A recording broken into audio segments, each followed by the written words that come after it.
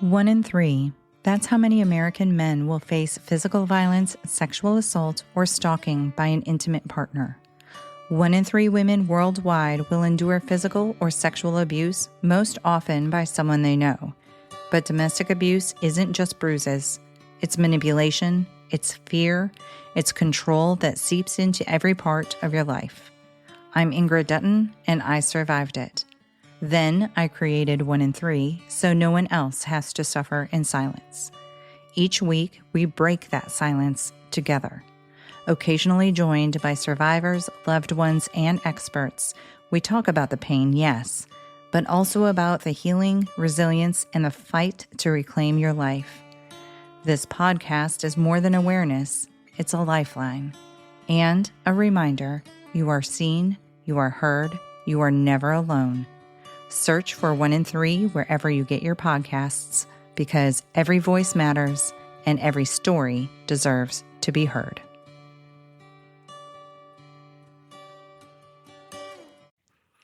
Quote, "Sister, she is your mirror, shining back at you with a world of possibilities. She is your witness who sees you at your worst and best and loves you anyway. She is your partner in crime, your midnight companion, someone who knows when you are smiling, even in the dark." Barbara Alpert. As Jessica's sitting in the dark, smiling at me like a creep. I totally was. That's a sweet quote. It is, and it kind of has to do. It's the most, closest to my topic that I had. I saw another quote that was like, "Your sister knows all your buttons and will happily push them." Oh, absolutely. Stomp on those things. Well, welcome back. Hi, we did it. We did it. 2 weeks, we did it. Let's see what happens after this. No promises. Not solid promise. Yes, we're going to promise. We can do it. We will do a Swiss cheese promise. What does that mean? I don't know. It might go through the hole or it might stick on the hard part of the cheese. Oh, okay. I made it up. I don't know. Are you serious? No wonder that's terrible. Oh my God. Why are you making stuff up? Don't do that. I don't know. It's my turn now. Okay. Well. Oh, I'm Jessica? Oh my gosh. We didn't do that last week. Yeah, I'm Ingrid. Yeah, we did. Didn't we? No, we said welcome. Oh. I don't know if we said our names. Okay. Okay. That's in case you didn't know last week. Now you know. One of us is Ingrid and one of us is Jessica. Jessica told the story last week. Ingrid is telling the story this week. That is truth. And welcome to Another Situation, which is the name of this podcast. Yes. And Jessica has crazy children in the background, in case you don't know what that sound is. Sort of sounds like a pack of wild monkeys. Yeah, I'm so sorry. We got a new puppy, and he's awesome. So they're preoccupied with the puppy and not in my office. So yes. I get what I get. Although it does sound like they're actually in your office, but... They are not, and the door is closed. It's a really great microphone you have, picking up all the sounds.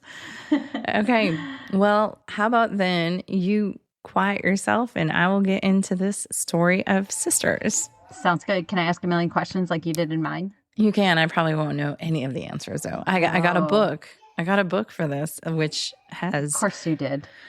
Yeah, but I have 10,000 books, so it has remained unread until... Oh, great. Yeah. I didn't even get to open it. Oh, my goodness. I just found it today to get the title of it, at least.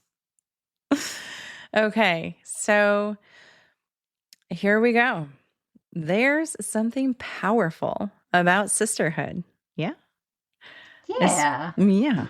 Especially when those sisters change the course of history. This is the story of Ingrid and Jessica. And how another situation made humanity better. Yes. Okay. In all seriousness, this is a story. We are talking about Elizabeth and Emily Blackwell, two sisters I don't know who them. quite literally forced open the doors of American medicine for women.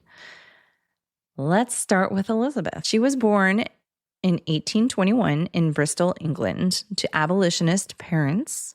Her father believed in educating. Oh, Jessica already has a question. I can never remember what an abolitionist is.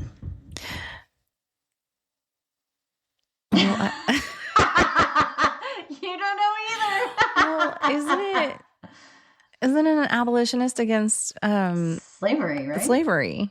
Yeah. Do a quick Google search. I'm also doing a quick Google search. No, I'm telling you to do it. I'm not saying I'm doing it. You do it.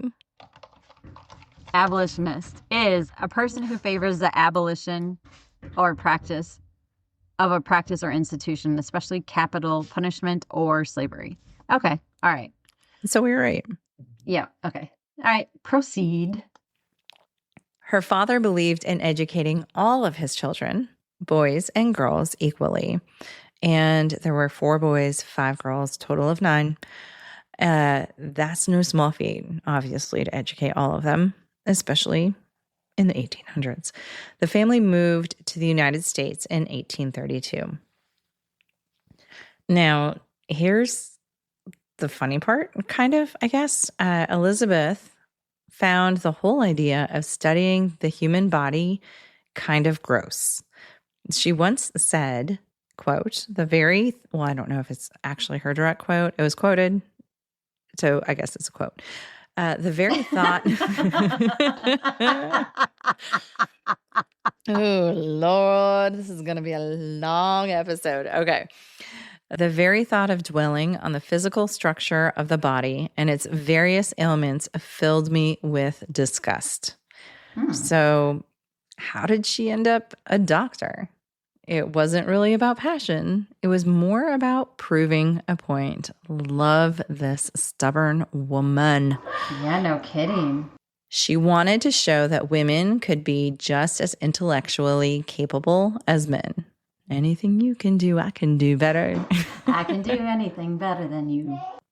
Here's a quick fun fact. Med school back in the 1840s was not what it is today, obviously, but it's like seriously not even close to what it is today. It was basically 2 16-week terms of like back-to-back consecutive 16-week terms that just repeated the information.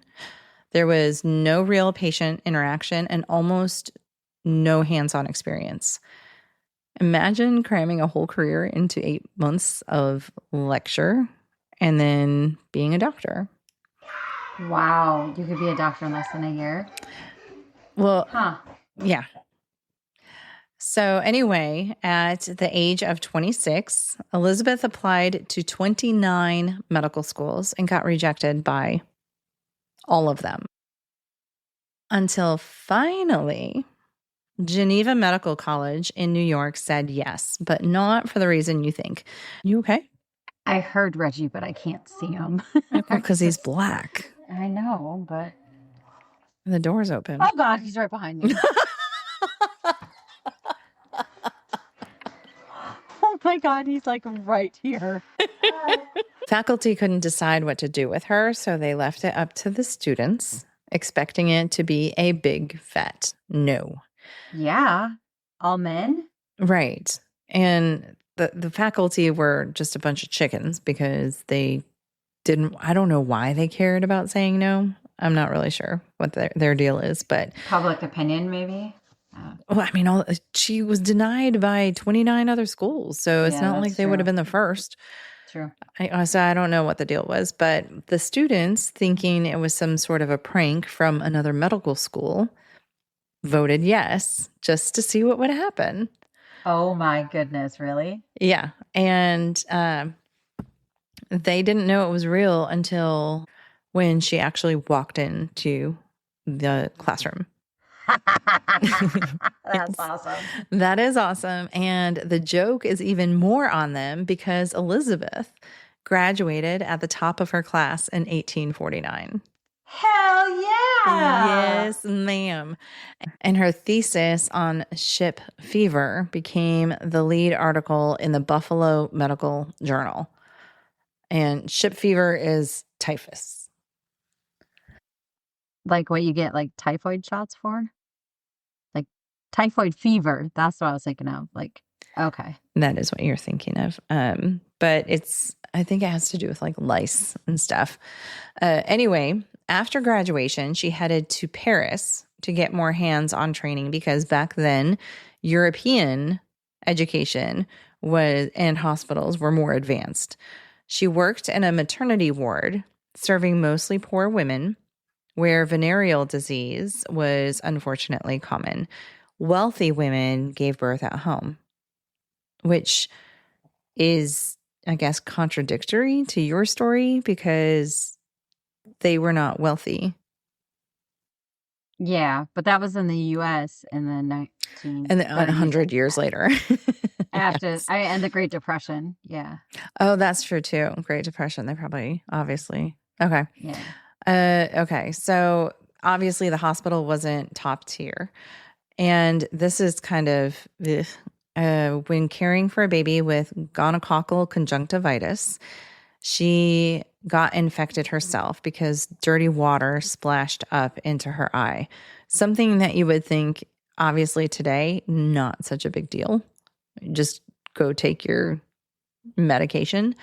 But this is the 1800s, so she lost the eye. Oh my God. Yeah, she was fitted with a glass prosthetic, and it meant surgery was off the table. Oh. Or should I say it was off the operating table? No.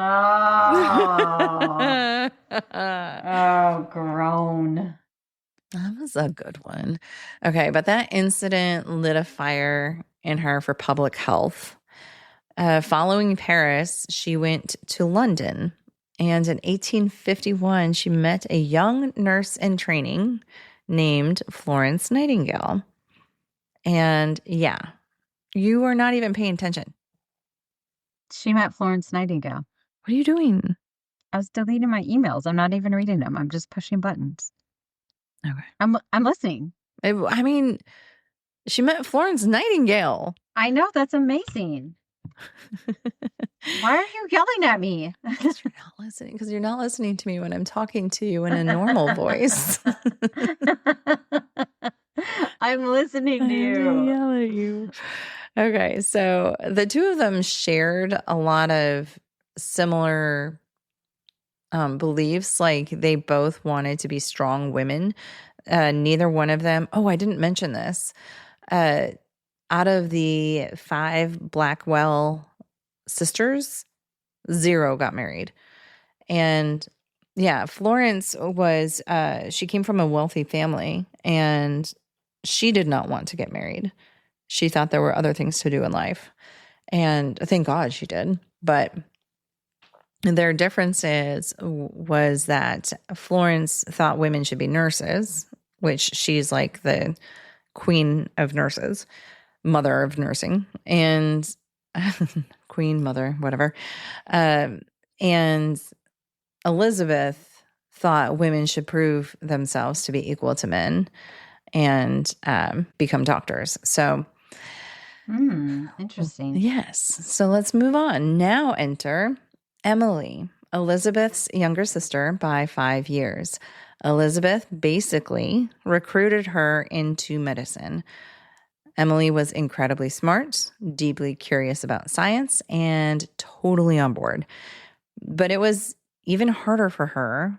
After Elizabeth's success, many male-dominated, which was like almost all of the schools at that point, just straight up closed their doors to women because they were embarrassed. Threatened. Yeah. There were a few women's colleges that existed, but I'll go into this later. Emily and Elizabeth thought that the women's colleges were significantly inferior, and Emily wanted to have the real deal, the same thing, the same training, same degree as her sister. So she finally was accepted at Rush Medical College in Chicago and finished her first year, but she was invited back because I think they were uncomfortable, probably because she was kicking ass. But she was able to finish at Cleveland Medical College, which is known today as Case Western. And she became the third woman in the United States to earn a medical degree. Awesome. I know. And like her sister, she went to Europe afterward for more training. This time she went to Edinburgh. But getting that to Edinburgh.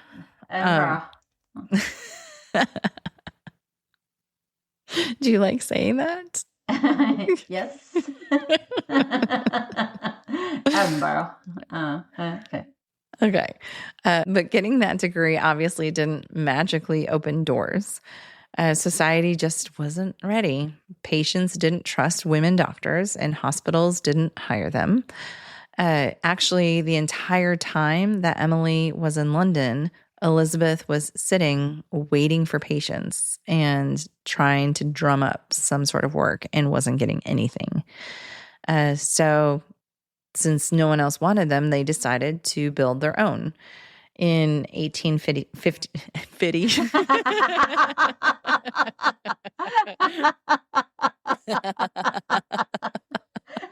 Where did that come from? Edinburgh. Edinburgh, Fiddy. See, I can't even do it. Oh my gosh. In 1857,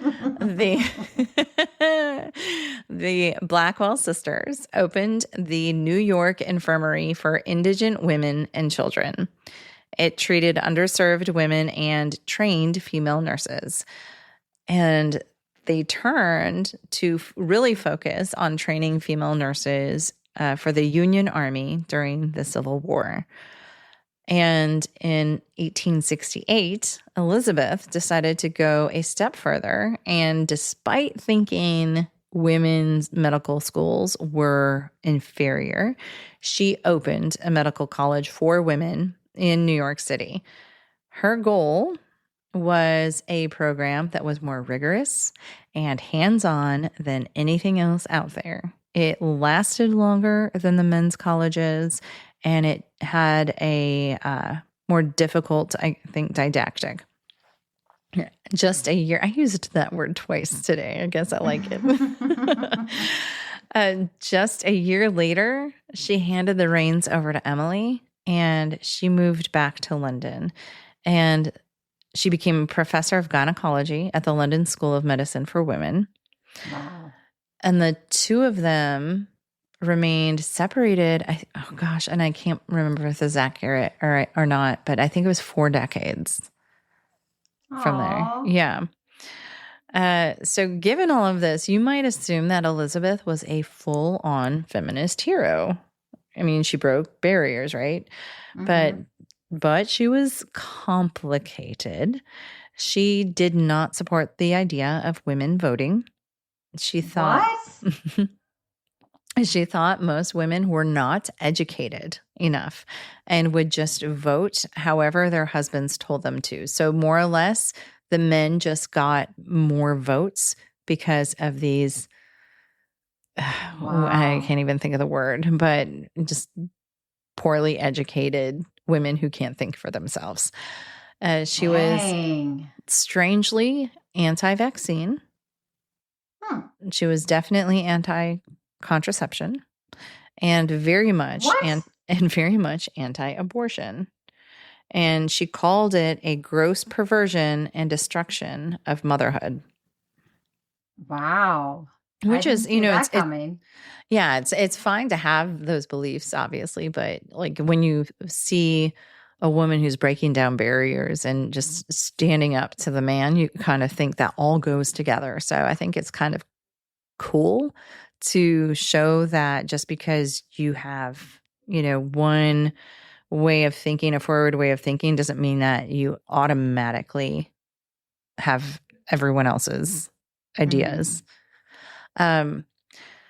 I did. I know I mentioned this before, but none of the 5 Blackwell sisters ever married. But each of the Doctor sisters adopted a daughter. Oh, Isn't that cute? that is. And there is an author, Janice. My good Lord. Janice. Janice Good. loves me, Fiddy. Good.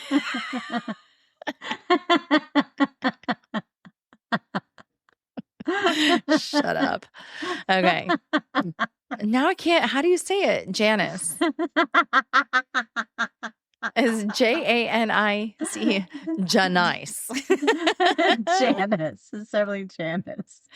It's Janice. If she's Southern, maybe it's Janice. Nomura, author of The Doctor's Blackwell. Where is the rest of that book title? Hold on.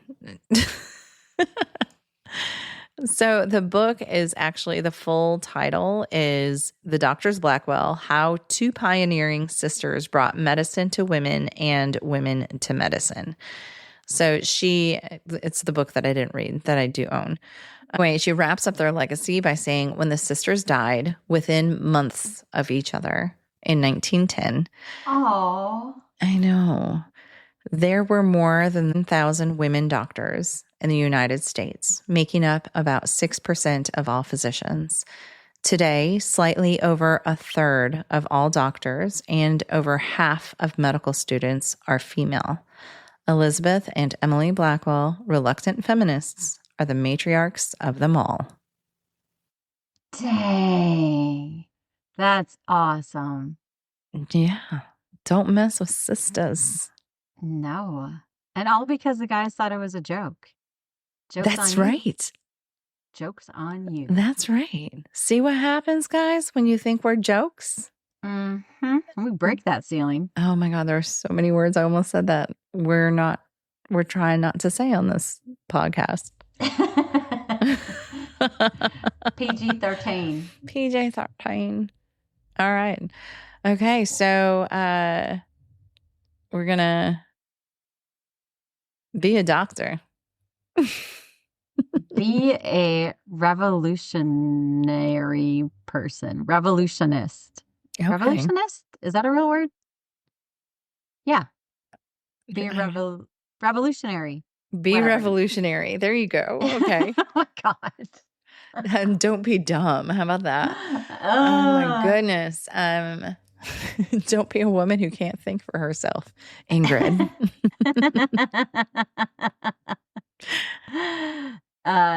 Don't be. Oh.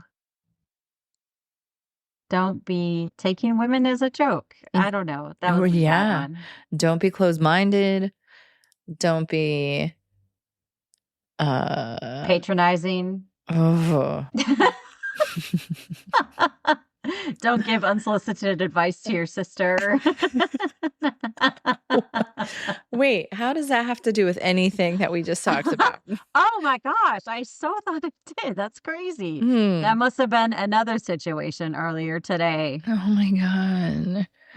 See, typical younger sister taking the older sister's like success and riding the coattails into the sunset. What are you talking about? You gave me unsolicited advice that I did not want it or care for.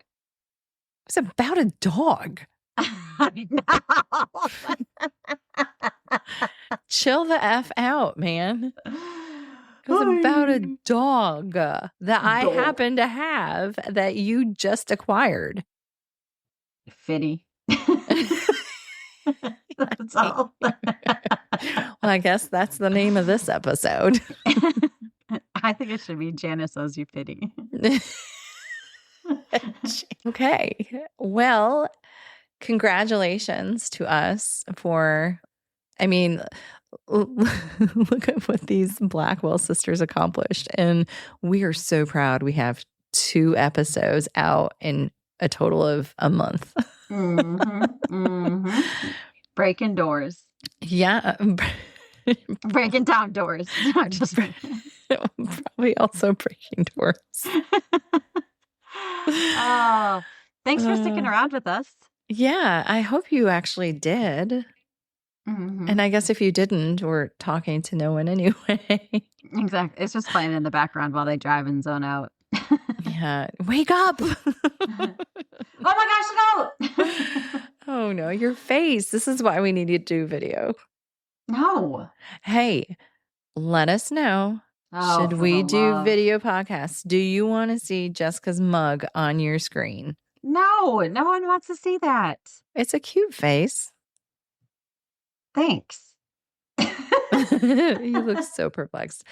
Okay, but seriously, let us know. Do you want us to do video? And we would not drop the audio. The audio would always remain. Do you want us to add video for your viewing pleasure? Or it could just be a video and you can't hear the words at all. No audio. Maybe more entertaining. You probably would learn a lot more. It would be much more educational if you could not hear us speaking. Fair statement. Okay, well, we're going to be back again in 2 weeks with, I'm not going to say what, because who knows, we might change our minds by then. That's true. But that's a lot of time. we might change our minds about giving you another episode too. So you know how you can save yourself is subscribe and you won't miss any of them. No, one a year. Every other year. All right. Okay, we're rambling. We love you. Love you. And au revoir. Au revoir. Oh, God. Oh, my God. What is wrong with you today? I don't know. Okay. Look how swollen my eyes are too. Or just say bye in a language you know well. Adios. Or could have been gosh. bye. Okay. Bye. Bye.